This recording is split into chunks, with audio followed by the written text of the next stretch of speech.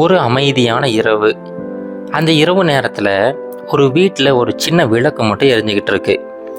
அந்த வீட்டோட படுக்கையில் ஒரு வயதான மனிதர் படுத்துக்கிட்டு இருக்கிறாரு. அவர் கிட்டத்தட்ட மரணிக்கும் தருவாயில் இருக்கிறாரு. அவரை கையை பிடிச்சிக்கிட்டு அவருடைய மகன் உட்காந்துக்கிட்டு இருக்கிறாரு. அவருடைய மகன் பெயர் ரவி. இப்போ என்னன்னா, அந்த வயதான மனிதர் ரொம்ப காலமாக திருட்டு தொழிலில் ஈடுபட்டுக்கிட்டு இருந்தார். அவரை பார்த்து இன்ஸ்பயர் ஆன அவருடைய மகனான ரவியுமே அதே திருட்டு தொழிலை பண்ணிக்கிட்டு இருக்கிறாரு. இந்த விஷயம் அந்த பெரியவருக்கு பிடிக்கலை. ஆனாலுமே வேறு வழி இல்லாமல் ரொம்ப அமைதியாக இருந்துட்டார். இப்போ மரணிக்கும் தருவாயில் அவருடைய மகன்கிட்ட 2 விஷயங்களை சொல்லிட்டு போகிறாரு. இங்கே பாருப்பா, நீ என்னுடைய வழியிலேயே அந்த திருட்டு தொழிலை பண்ணிக்கிட்டு இருக்கிற. இது எனக்கு பிடிக்காத விஷயந்தான். ஆனாலுமே நீ இந்த திருட்டு தொழிலை பண்ணிக்கிட்டே இருக்கணும் அப்படின்னா அதுக்கு இந்த 2 விஷயத்த என்றைக்கும் செய்யக்கூடாது அப்படின்னு சொல்லிட்டு அந்த முக்கியமான 2 விஷயங்களை சொல்கிறாரு. முதல் விஷயம் என்னென்னா, நீ எப்போவுமே எந்த ஒரு கோவிலாகட்டும், எந்த ஒரு ஆசிரமம் ஆகட்டும், இல்லை வேறு ஏதாவது மத ரீதியாக இருக்கிற எந்த ஒரு பகுதிகளில் கூட உன்னுடைய கால் படவே கூடாது. அந்த மாதிரி நீ ஏதாவது ஒரு இடத்துக்கு போயிட்ட அப்படின்னா கண்டிப்பாக அதுக்கப்புறம் உன்னால் திருடவே முடியாது அப்படின்னு சொல்லிட்டு சொல்கிறாரு. 2வது விஷயம் என்னென்னா, ஒருவேளை நீ திருடி மாட்டிக்கிட்டினா கூட எந்த ஒரு சூழ்நிலையிலுமே நீ தான் திருடுன அப்படிங்கிறத என்றைக்கும் ஒத்துக்கவே கூடாது அப்படின்னு சொல்லிட்டு 2 முக்கியமான விஷயங்களை ரவிக்கு சொல்லி கொடுக்குறாரு. அவர் சொல்லி கொடுத்துட்டு அடுத்த ஒரு சில நிமிடங்கள்லேயே மரணிச்சிடுறாரு. இப்போ ரவி அவங்க அப்பா சொன்னது போலவே அந்த விஷயத்தை அப்படியே ஃபாலோ பண்ணிக்கிட்டே இருக்கிறாரு. நிறைய இடங்களில் சின்ன சின்ன திருட்டுகளில் ஈடுபட்டுக்கிட்டே இருக்கிறாரு. ஒரு சமயம் அந்த ஊரில் இருக்கிற மிகப்பெரிய செல்வந்தர் வீட்டுக்கு திருடுறதுக்காக போகிறாரு. ரொம்ப அமைதியாக எந்த ஒரு சத்தமுமே இல்லாமல் அந்த வீட்டுக்குள்ளே நுழைஞ்சிட்டாரு. இப்போது இவர் வச்சிருந்த அந்த கள்ளசாவியை பயன்படுத்தி அந்த லாக்கரை ஓப்பன் பண்ணுறாரு. அது உள்ளே இருக்கிற நகைகள்லாம் எடுத்து ஒரு பையில் போட்டுக்கிட்டு இருக்கிறாரு. அந்த சமயம் அங்கே இருக்கிற வேலையால் ஏதோ சத்தம் கேட்குது அப்படின்னு சொல்லிட்டு பார்க்குறாரு. பார்த்தவர் இந்த மாதிரி ஒரு மனிதர் அங்கே திருடிக்கிட்டு இருக்கிறத கண்டுபிடிச்சிடுறாரு. உடனே சத்தம் போட்டு எல்லாரையுமே எழுப்பி விட்டுறாரு. இப்போ இது மிகப்பெரிய பணக்காரரோட வீடு அப்படிங்கிறதுனால காவலாளிகள் அங்கேயே இருக்கிறாங்க.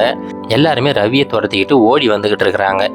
இப்போ ரவி என்ன பண்ணுறதுனே தெரியாமல் உயிரை கையில் பிடிச்சிக்கிட்டு ஓடிக்கிட்டே இருக்கிறாரு. அப்படி ஓடிக்கிட்டே இருக்கும்போது வழியில் ஒரு ஆசிரமத்தை பார்க்குறாரு. இப்போது அந்த ஆசிரமத்துக்குள்ளே போய் ஒளிஞ்சிக்கலாமா அப்படின்னு சொல்லிட்டு ஒரு யோசனை வருது. ஆனால் அவங்க அப்பா சொன்ன அந்த முதல் விஷயம் ஞாபகத்துக்கு வருது.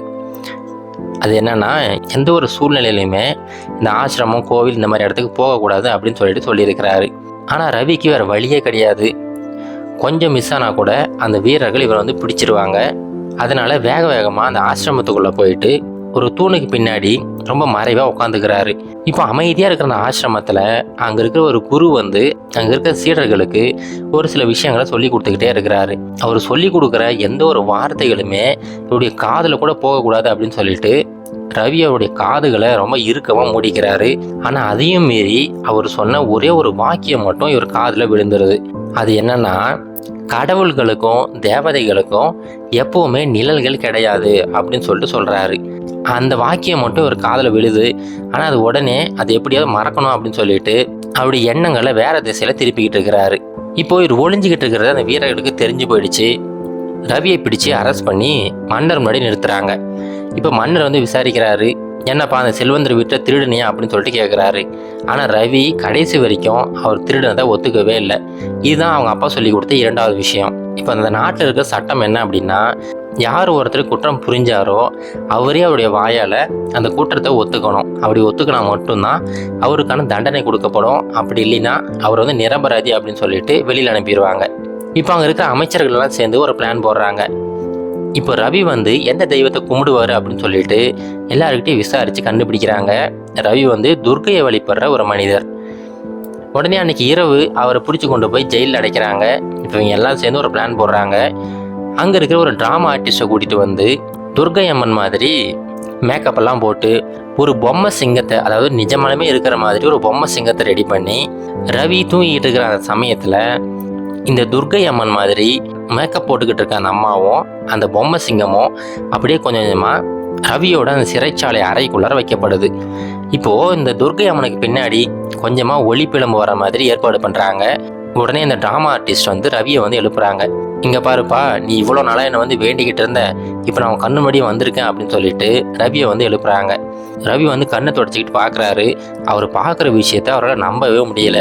அம்மா தாயே, இவ்வளோ நாளாக நான் வந்து உங்களை வேண்டிக்கிட்டே இருந்தேன், கடைசியாக வந்து எனக்கு தரிசனம் கொடுத்துட்டீங்க அப்படின்னு சொல்லி அந்த அம்மாவோட காலில் விழுந்து வணங்குறாரு. இப்போ அப்படியே பேச்சு வாக்கில் இந்த அம்மா வந்து ரவி கிட்ட, இங்கே பாருப்பா, நீ வந்து ரொம்ப காலமாக என்னை வந்து வேண்டிக்கிட்டு இருக்கிற, இப்போ ஏன் தேவையில்லாமல் இந்த தவறு செஞ்ச, உண்மையை சொல்லு, நீ வந்து அந்த பணக்காரர் வீட்டில் திருடனியா இல்லையா அப்படின்னு சொல்லிட்டு இவர் வாயாலேயோ அந்த உண்மையை ஒத்துக்க வைக்கலாம் அப்படின்னு சொல்லி பிளான் போடுறாங்க. இப்போ அந்த அம்மா கேட்ட கேள்விக்கு இவர் பதில் சொல்கிறதுக்காக வாயை திறக்கிறாரு. ஆனால் அந்த சமயம் தான் நோட் பண்ணுறாரு, அந்த அம்மாவோட நிழல் அந்த சிறைச்சாலையோட தரையில் விழுந்திருக்கு. அதை பார்த்த உடனே இவருக்கு ஞாபகம் வருது, அவர் அந்த ஆசிரமத்தில் ஒளிஞ்சிக்கிட்டு இருக்கும்போது அந்த குரு சொல்லிக்கிட்டு இருந்தார் பார்த்தீங்களா, எந்த ஒரு கடவுளுக்கும் அதே மாதிரி எந்த ஒரு தேவதைக்குமே நிழல்கள் கிடையாது அப்படின்னு சொல்லிட்டு அதை யோசிச்சு பார்க்குறாரு. அப்போ உண்மையிலேயே இது வந்து கடவுள் கிடையாது, மனிதர் தான் இந்த மாதிரி வேஷம் போட்டு வந்திருக்காங்க அப்படின்னு சொல்லிட்டு அவர் புரிஞ்சுக்கிறாரு. உடனே அந்த ட்ராமா ஆர்டிஸ்ட் கிட்ட, அம்மா நீங்கள் தான் கடவுளாச்சே, உங்களுக்கு தெரியும்ல நான் வந்து திருடனா இல்லையா அப்படிங்கிறது உங்களுக்கே தெரியும், அப்படியே எங்கிட்ட கேட்குறீங்க அப்படின்னு சொல்லிட்டு அவங்கக்கிட்ட மறுபடியும் ஒரு கேள்வியை தான் வைக்கிறாரு. இந்த கேள்வியை அவங்க எதிர்பார்க்கவே இல்லை. அதே மாதிரி, இங்கே பாருங்கம்மா, நீங்கள் வந்து ட்ராமா ஆர்டிஸ்ட் தான் அப்படிங்கிறது எனக்கு தெரியும், ஏன்னா எந்த ஒரு கடவுளுக்குமே நிழல்கள் கிடையாது, ஆனால் உங்களுக்கு நிழல்கள் கீழே விழுந்திருக்கு அப்படின்னு சொல்லிட்டு எப்படி அவர் கண்டுபிடிச்சார் அப்படிங்கிறதுமே அங்கே சொல்கிறாரு. இது எல்லாத்தையுமே அந்த சிறைக்கு வெளியிலிருந்து அந்த அரண்மனை காவலர்கள் கேட்டுக்கிட்டு இருக்காங்க. அவங்களுக்கு ரொம்ப ஆச்சரியமாக போயிடுச்சு, எப்படி இந்த மனிதருக்கு இவ்வளோ புத்தி கூர்மை அப்படின்னு சொல்லிட்டு மன்னர்கிட்ட போய் இது எல்லாத்தையுமே சொல்கிறாங்க. மன்னருமே அந்த சட்டப்படி இவர் வந்து அவருடைய குற்றத்தை ஒத்துக்கலை, அதனால் இவர் வெளியில் அனுப்பிடுங்க அப்படின்னு சொல்லி அவரை நிரபராதின்னு சொல்லி வெளியே அனுப்பிடுறாரு. இப்போ வெளியில் வந்ததுக்கப்புறமா ரவியோட மனசில் அந்த குருஜி சொன்ன விஷயம் ஓடிக்கிட்டே இருக்குது. ஒரே ஒரு வாக்கியத்தை நான் கேட்ட உடனே என்னுடைய வாழ்க்கையில் இவ்வளோ பெரிய மாற்றம் ஏற்பட்டிருக்கு, அதுவே அவர் சொன்ன எல்லா விஷயத்தையும் கேட்டு தினம் அதன்படி நடந்துக்கிட்டு இருந்தேன்னா என்னுடைய வாழ்க்கை எவ்வளோ மேம்படுமே அப்படின்னு சொல்லிட்டு அந்த திருட்டு தொழிலை அதோட விட்டுறாரு. தினமும் ஆசிரமத்துக்கு போயிட்டு அங்கே இருக்கிற எல்லா குருக்கள்கிட்டையுமே நிறைய நல்ல விஷயங்களை கற்றுக்கிறாரு. இது போல தாங்க நம்முடைய வாழ்க்கையிலுமே நாம் எவ்வளோ தான் தவறு செஞ்சுக்கிட்டு இருந்தால் கூட சரி, ஆனால் ஒரு சில இடங்களில் போனோம்னா அங்கே இருக்கிற ஞானிகளோட அந்த ஸ்பீச்சை கேட்டோம்னா கண்டிப்பாக நம்முடைய வாழ்க்கையில் அதுக்கப்புறம் தவறு செய்யும் போதோ இல்லை தவறு செய்யக்கூடிய அந்த சூழ்நிலை வரும்போதோ கண்டிப்பாக அந்த ஞானிகள் சொன்ன விஷயங்கள் நம்மளை அந்த தவறுகள்லேருந்து காப்பாற்றும். இது கரேஜ் டு ஆக்ட் மோட்டிவேஷன் கதைகள்.